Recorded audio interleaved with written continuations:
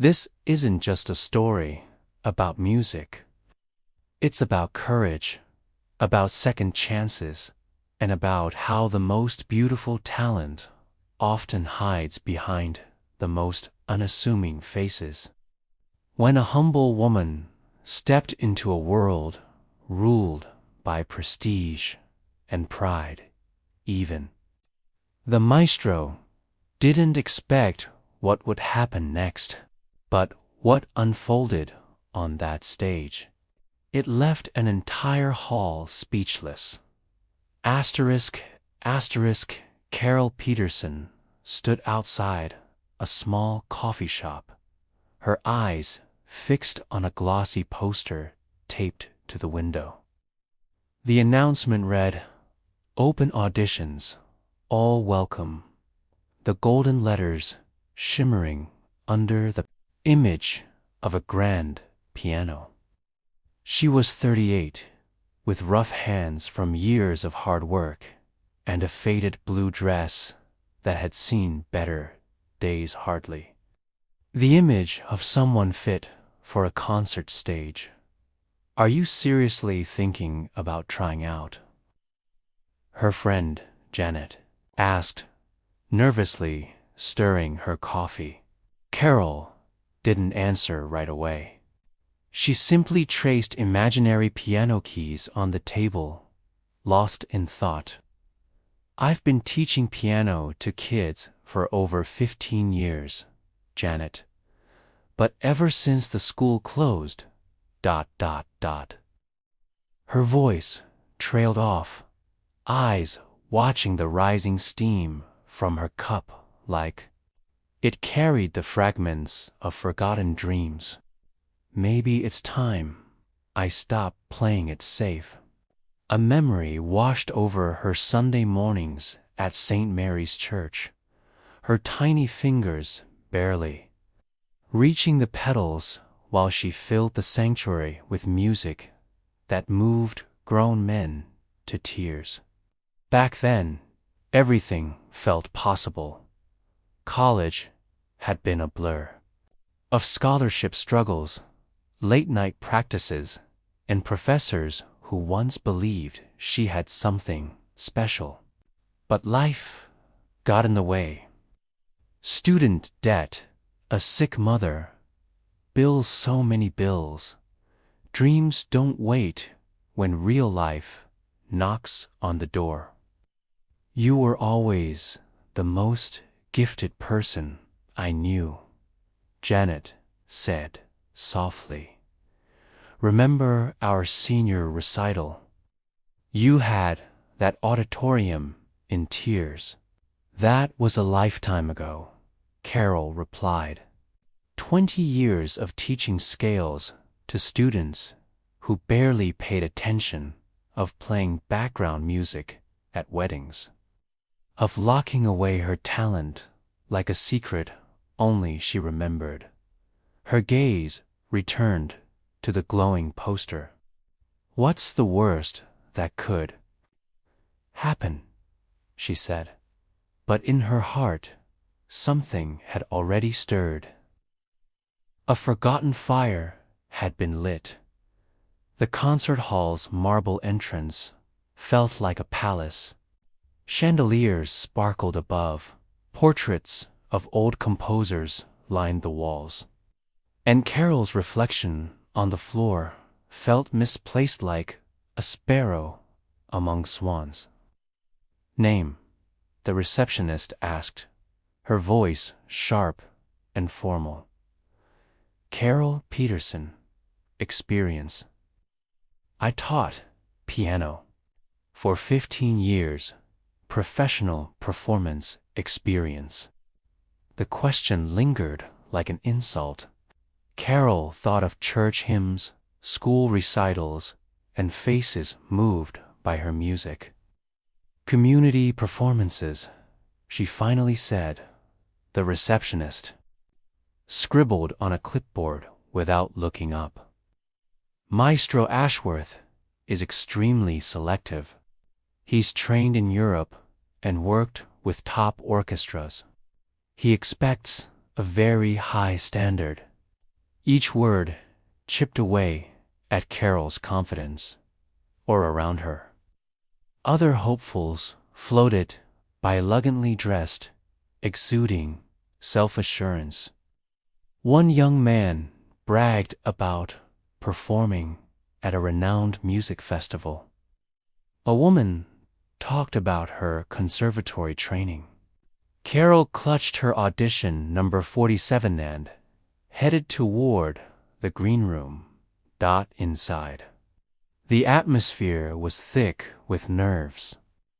People whispered about awards, prestigious instructors, and performances Carol couldn't relate to.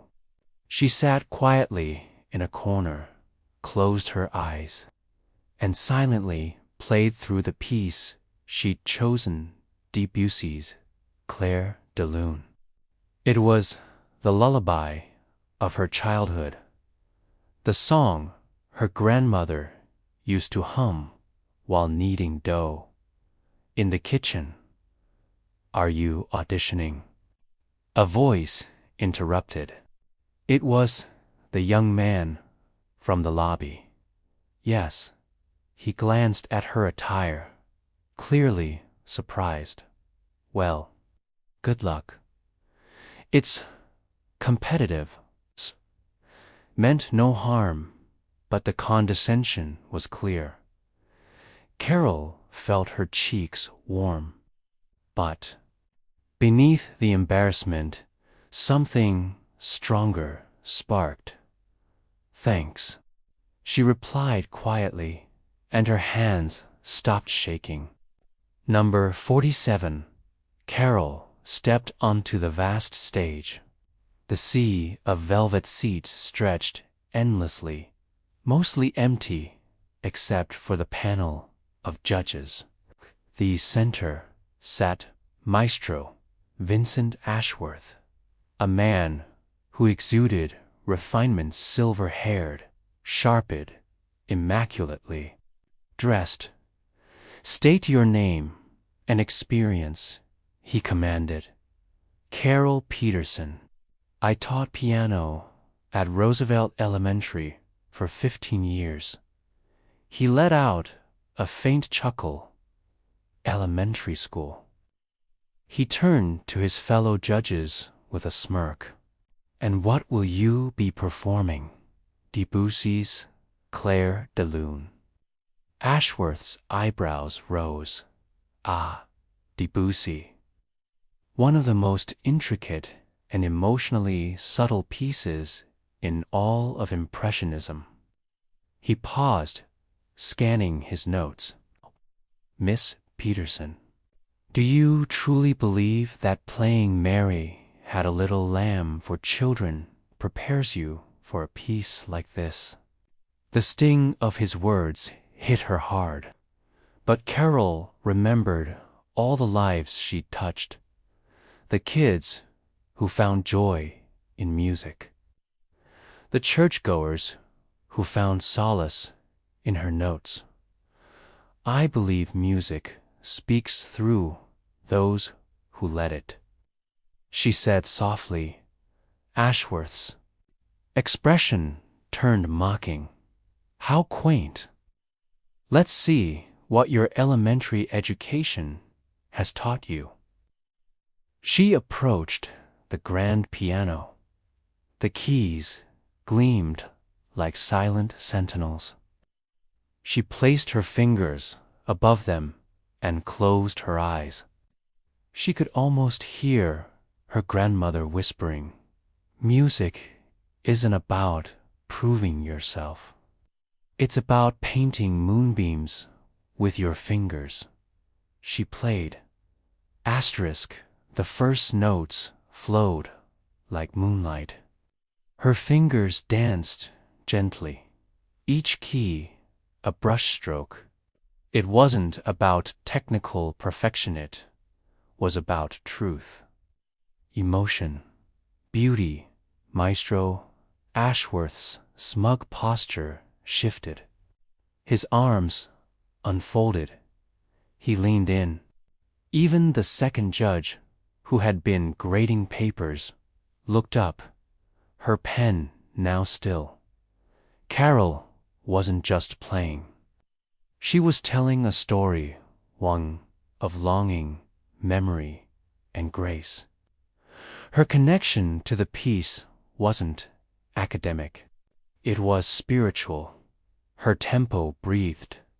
Her hands floated. The audience, though just a panel of judges, was spellbound.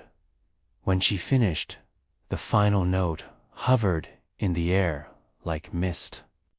Silence followed. Not the awkward kind. Where did you study? Ashworth's voice was different, now softer. State College, Carol answered, but my true teacher was my grandmother. She taught me that music isn't about impressing, it's about touching hearts. Ashworth stood. Play something else. I'm sorry. Please, he said, almost begging. Play something that means something to you. No judge had ever heard him request an encore. Carol hesitated, then nodded. There's a piece I wrote after my mother passed away. Play it. She did. What poured from her hands wasn't classical or complex. It was raw, personal, deeply human. The music spoke of love, sacrifice, quiet evenings, and soft goodbyes. It wasn't written to impress. It was written to feel. Ashworth thought of his own mother, a baker's wife, who hummed while she worked. He hadn't played for someone like her in years. The second judge wiped away tears. That was real. The third judge nodded. Authenticity like that, you don't hear it often. Carol felt like she was dreaming. 5 minutes ago, you dismissed me, she said. Ashworth shook his head. 5 minutes ago, I was a fool. I judged everything but your music. He stepped onto the stage. Why did you stop performing? My mom got sick. Life happened, but I never really stopped playing. That's obvious, he said. Real musicians never stop. Mrs. Harrison joined them. But I'm not qualified. You have something more important, Ashworth replied. You made us feel. Carol looked at the stage that once intimidated her. It now felt like home. Your grandmother would be proud, Ashworth added. She always said the music would find a way. Carol smiled. Wise woman. So, when can you start? 3 months later, the same concert hall was filled, every burgundy seat occupied. Carol wore a black gown and quiet confidence. In the crowd sat Janet, beaming, her students, her church friends, neighbors. Backstage, Ashworth adjusted his body. Nervous, excited, Carol smiled. There's a difference. Yes, you taught me that. She paused. Why did you change your mind that day? Your song, he said. It reminded me of something my mother used to hum. Simple, beautiful, real. She walked on stage. Before she played a single note, the audience applauded. And in the third row, a little girl leaned forward, eyes wide with wonder. Asterisk. Today, we were reminded that greatness doesn't come with labels or titles. It comes from passion, persistence, and the courage to be true to yourself. Carol's story shows us that it's never too late to be seen, to be heard, and to shine. What part of Carol's journey moved you the most? Have you ever been underestimated or told you weren't enough only to prove them wrong? Tell us your story in the comments below. And if this touched your heart, don't forget to subscribe for more stories that remind us of the power of believing in yourself. Asterisk, asterisk.